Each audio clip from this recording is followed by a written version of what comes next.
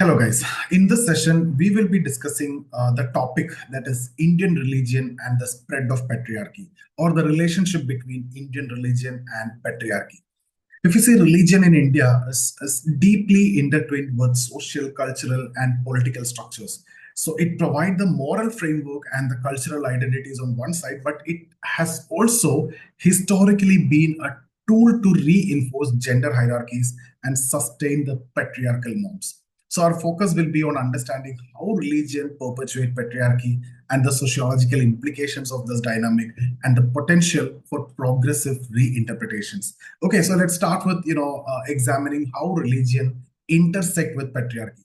If you see, first, it's the reinforcement of gender roles, right? If you talk about sociologist Linda Woodhead observe that religion often expects women to embody greater religiosity than men. So in Indian society, this expectation reinforces hegemonic femininity, right? Or hegemonic femininity, where being religious is a marker of an ideal woman. So religious teachings and practices construct gender hierarchies where men dominate and women are subjugated. So we can talk about Linda Woodhead's observation. So that's the reinforcement of gender roles in terms of religion. Then you can talk about exclusion from religious spaces. Let's talk about some contemporary examples. Women have been denied entry into temples like Sabarimala, Haji Ali and Shani Shingnapur, which is based on the belief that menstruation makes their bodies impure. So that exclusion part. And these exclusion demonstrate how religious institutions use patriarchal interpretations to control women's participation in public and sacred spaces. Right? Again, you can talk about symbols of marital state. See, consider this. Why are marital symbols like sindoor and bangles mandatory for women? No such markers exist for married men, right? But for women, it is mandatory as per religion. So this practice, in fact, reflects the patriarchal idea that women's identities are tied to their marital status, while men remain free from such kind of societal expectations. So you can mention about that also if you get a question on this, right? Again, discrimination in religious leadership. If you see Catholicism, women are excluded from ordination and leadership roles. This is justified by emphasizing Christ, maleness rather than its humanity. Similarly, in many other religions, Islam, forget about anything Islam, no entry also, right? So many religion leadership positions are completely male dominated. That is reflecting the broader societal trends of excluding women from the positions of power. Now, intersection of caste and gender, if you see, the Manusmriti codifies caste and gender hierarchies, where a woman's caste status is determined by her husband caste. That means women have a possibility to mobility upward and downward. If you marry an upper caste men, your caste identity will change to upper caste. Similarly, she have a downward mobility also if she marry a lower caste man.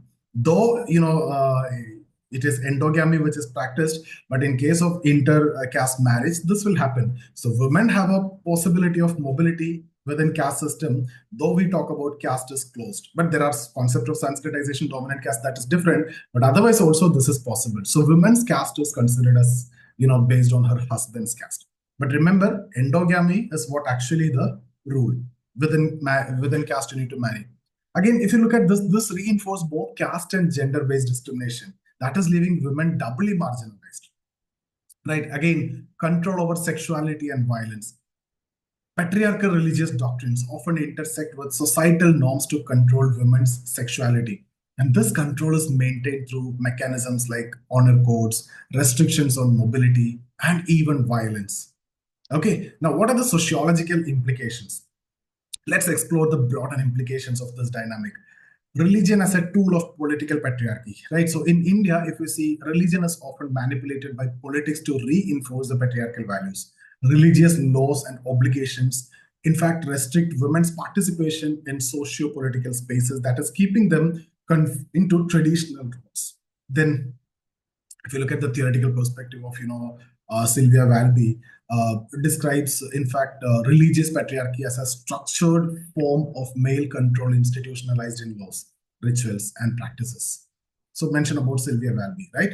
And then Simone de Beauvoir, religion legitimizes women's subordination by portraying it as a divine will, God's will.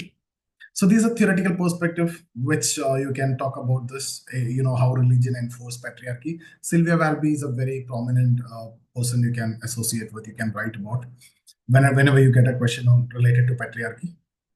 And then global pattern, if you look at. So this dynamic is not again unique to India. Globally also, wherever religion is intertwined with politics, patriarchal values are reinforced. Women exclusion from leadership roles in Christianity and Islam reflect the universal nature of this phenomena, which is not only applicable in Indian context. So if the question is asked, we can also talk about the universal aspect as well. That makes it more valid, right? So now what are the counter argument? That also you need to mention, right? So this is what you might ask now: is religion entirely patriarchal, or is there anything which is in favor of women? Let's look at the counter arguments also. So see, many Muslim women argue that Quran granted unprecedented rights to women for its time, but patriarchal interpretations by conservative leaders dominate religious practices, right? So there are feminist potential also in religious text. So this is one example. Similarly, if you see Hinduism celebrate goddesses like Durga, Saraswati, right, representing power and wisdom, but these feminist ideas are often sidelined by the patriarchal leaders. Now what's the potential for reform? Throughout history, if you see reform movements like Bhakti, Sufi traditions have challenged the patriarchal norms and promoted inclusivity. Contemporary movements also, such as those advocating women's entry into Sabarimala and court verdict is also there. So this demonstrates the potential for progressive reinterpretation of religion. So guys, in conclusion, what I want to tell you is religion in India, as practiced and as interpreted, often reinforces patriarchal norms. There is no doubt. That is limiting women's rights and participation in society, but it is not inherently patriarchal. There are feminist interpretations of religious text and traditions that reveal the potential for religion to become a force for gender justice as well. So, as sociologists, we must continue to question and analyze the intersection of religion, gender, and politics. So, by doing so, we can contribute to fostering a more equitable and inclusive society. So that's about this session, guys. And if you get the question, I hope you understood what to answer in this particular area.